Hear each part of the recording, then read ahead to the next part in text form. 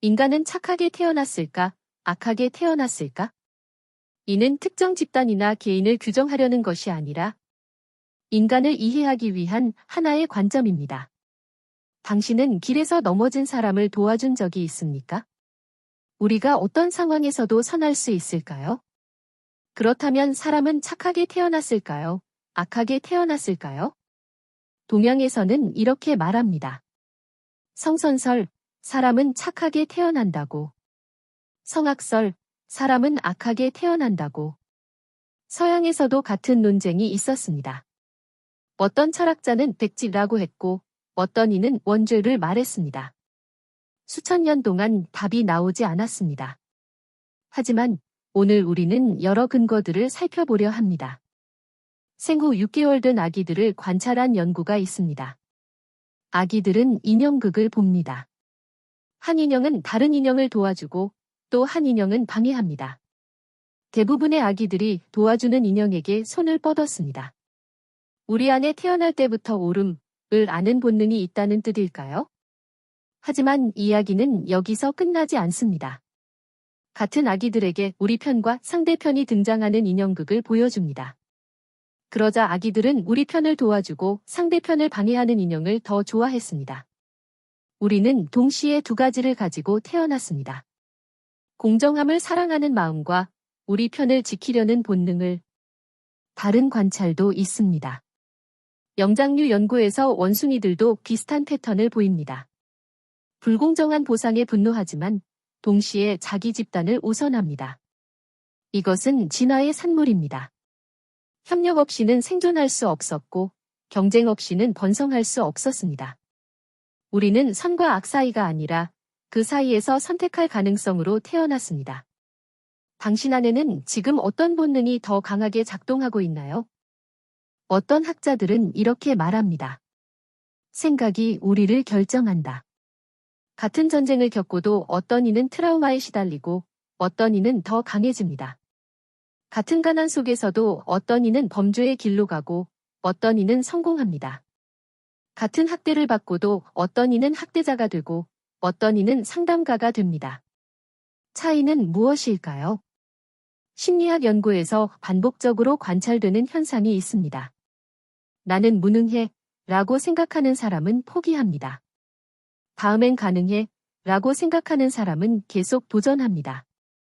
나는 가치 없어 라고 받아들이는 사람은 무너집니다. 개선할 점을 알려주는구나 라고 받아들이는 사람은 성장합니다. 경험 자체가 아니라 경험에 부여한 의미가 결과를 만듭니다. 생각이 행동을 만들고, 행동이 습관을 만들고, 습관이 성품을 만들고, 성품이 운명을 만듭니다. 수용소 생존자들의 기록이 있습니다. 같은 환경에서도 어떤 이는 인간성을 잃었고 어떤 이는 지켰습니다. 이 상황이 나를 정의한다 고 생각한 사람과 나는 여전히 선택할 수 있다 고 생각한 사람의 차이였습니다. 환경은 무대를 주지만 생각은 연기를 결정할 수 있습니다. 당신은 힘든 상황에서 어떤 생각을 선택했나요? 하지만 반대편 학자들은 이렇게 말합니다. 환경이 우리를 결정한다. 전쟁터에서 자란 아이들은 자동적으로 위협을 먼저 감지합니다. 생존은 공격이라는 사고방식이 뇌에 새겨집니다. 안전한 환경에서 자란 아이들은 타인을 신뢰합니다. 세상은 안전이라는 믿음이 형성됩니다. 생각은 진공에서 생기지 않습니다. 환경이 생각의 틀을 만듭니다. 어린 시절의 환경이 뇌 구조 자체를 바꾼다는 연구들이 있습니다. 학대받은 아이의 뇌는 스트레스 호르몬에 과민해집니다. 사랑받은 아이의 뇌는 옥시토신 수용체가 풍부해집니다.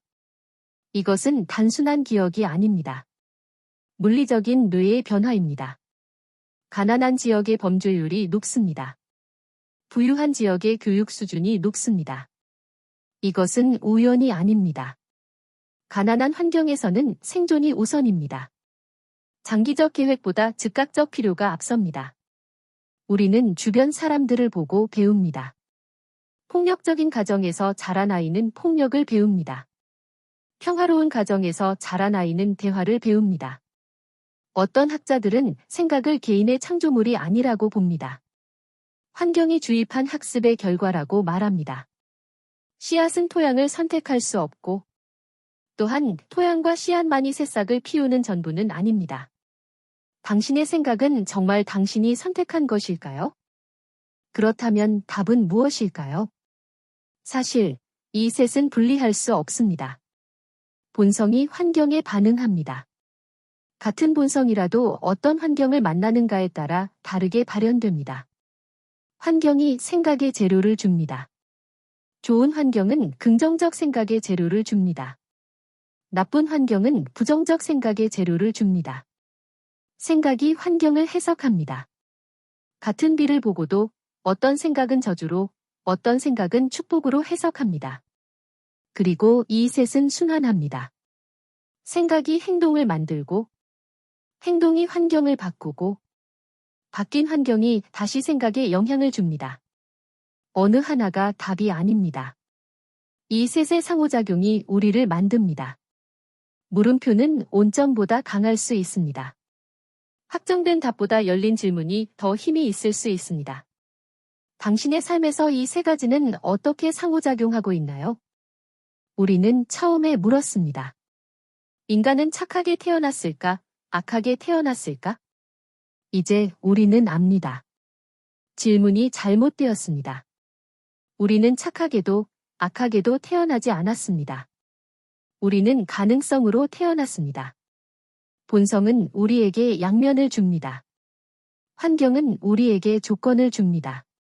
생각은 우리에게 해석을 줍니다.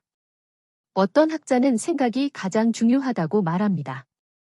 어떤 학자는 환경이 결정적이라고 말합니다. 둘 다 맞고 둘 다 틀립니다. 왜냐하면 이것은 단순한 인과관계가 아니기 때문입니다.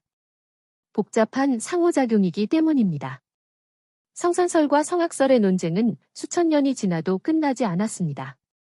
어쩌면 끝날 필요가 없는지도 모릅니다. 왜냐하면 답은 철학책이 아니라 당신의 삶 속에 있기 때문입니다. 당신은 어떻게 생각하나요? 우리는 본성으로 결정됩니까? 환경으로 결정됩니까? 생각으로 결정됩니까? 아니면 이 모든 것의 상호작용으로 우리는 만들어지는 것일까요?